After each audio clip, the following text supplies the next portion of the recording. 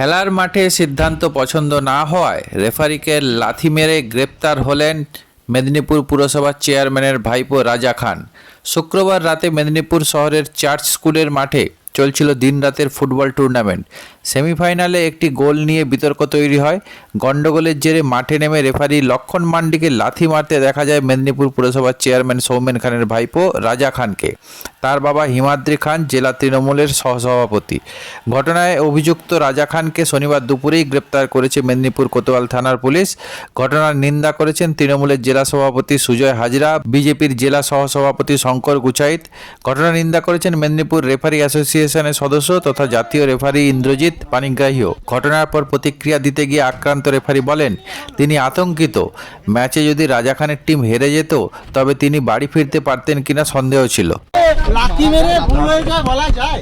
তখন heater mode মানে হঠাৎ কি নিয়ে হলো, কেন কি নিয়ে হলো? দেখেছো তোমরা খেলাতে গোলটা ছিল তো ঠিক আছে।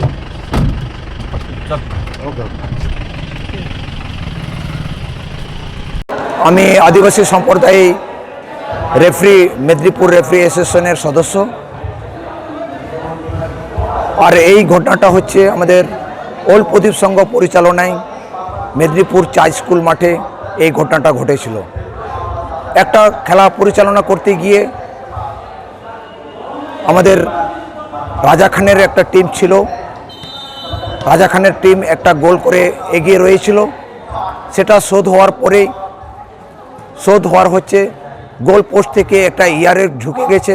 সেই বলটাকে কেন্দ্র করে না মানার জন্য নারাজ হয়েছিল যে না এটা গোল হয়নি। সেই সুবাদে শেষমেশ আমি সেই ডিসিশন দিয়েছি গোল হয়েছে। শেষমেশ দুটো টিমেই রাজা খানের 1 আর এগেন্সে 1 এইভাবে খেলা করতে গিয়ে ডিসিশন নেওয়ার সাথে সাথে আমার মাঝ মাঠে আমাকে পা দিয়ে লাথি মারা এবং হাত দিয়ে রাজা খান আমাকে মেরেছিল। কোন দল করেন উনি? আমি দলের নয়, আমি রাজা খানের টিম ওখানে উল্লেখ করা হয়েছে। আচ্ছা, আর শেষমেশ আবার 15 মিনিট খেলা শেষ হলো। রাজা খান 3 আর এগেন্সে 1 করে রাজা খানের টিম এগিয়ে রয়ে গেলে এবং জিতেছে। আর এইভাবে আমার আদিবাসী সম্প্রদায়ে আমি মেদিনীপুর ডিস্ট্রিক্ট এবং বাঁকুড়া, পুরুলিয়া এবং আমাদের হাওড়া বিভিন্ন এলাকায় আমি রেফারি পরিচালনা করি। আমি একজন আদিবাসী সম্প্রদায়ের রেফারি। আমাকে এইভাবে হেনস্থা এবং এইভাবে যদি আমাকে করে, যাতে আমরা আপনাদের কাছে সহযোগিতা পাই এই আশা রাখছি। আমার বক্তব্য শেষ করছি। বিষয়টি জানিয়েছেন?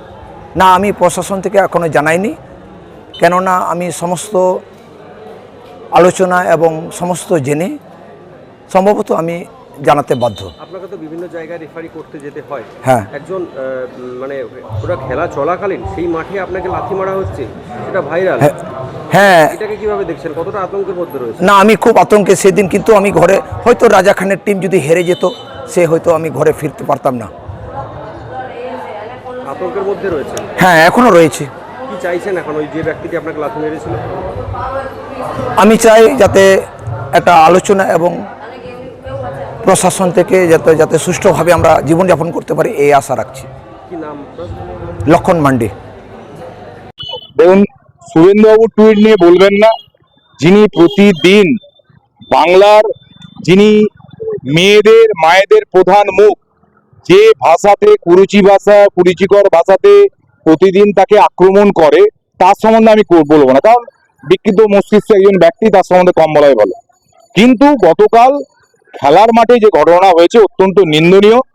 কারণ যখন একটা টুর্নামেন্ট হয়, টুর্নামেন্টে আগে কিছু রুলস এন্ড রেগুলেশন প্রত্যেকটা ক্লাবকে জানিয়ে দেওয়া হয়, এই ক্রাইটেরিয়াগুলো আপনাদের মেনটেন করতে। তার মধ্যে অন্যতম থাকে রেফারির সিদ্ধান্তই চূড়ান্ত।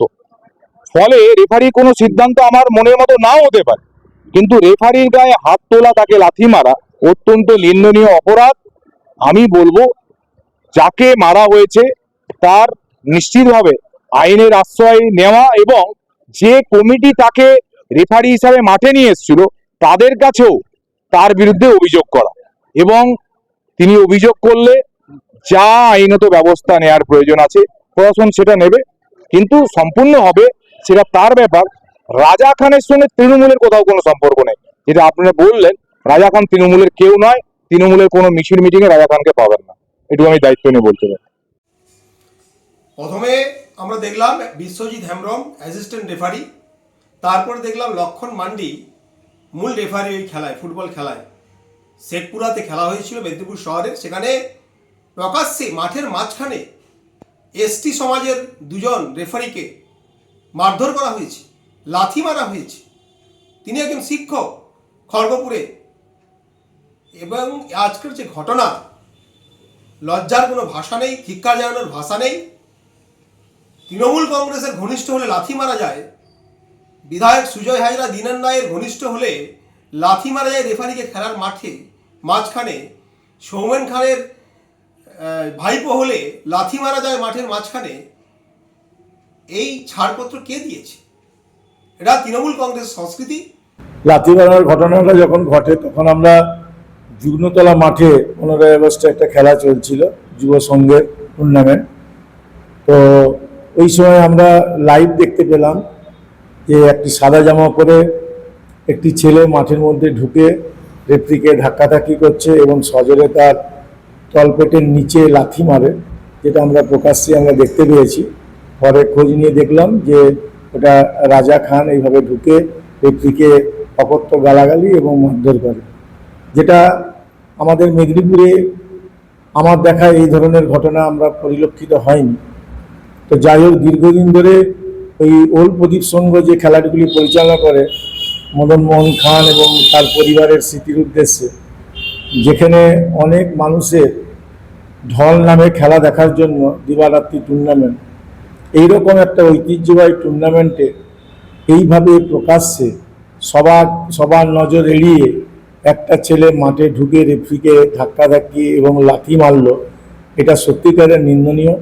আমি একজন জেলা রেফরি অ্যাসোসিয়েশনের সম্পাদক হয়ে এর তীব্র নিন্দা করছি এবং আমাদের যারা অ্যাসোসিয়েশনের মেম্বার আছে তারা প্রত্যেকেই আমাকে জানিয়েছে যে এইভাবে যদি খেলাধুলোর মাঠে রেফরিদের নিরাপত্তা না থাকে তাহলে আগামী দিনে আমরা খেলা পরিচালনা করার ক্ষেত্রে আমাদের খুব অসুবিধা হয়ে যাবে।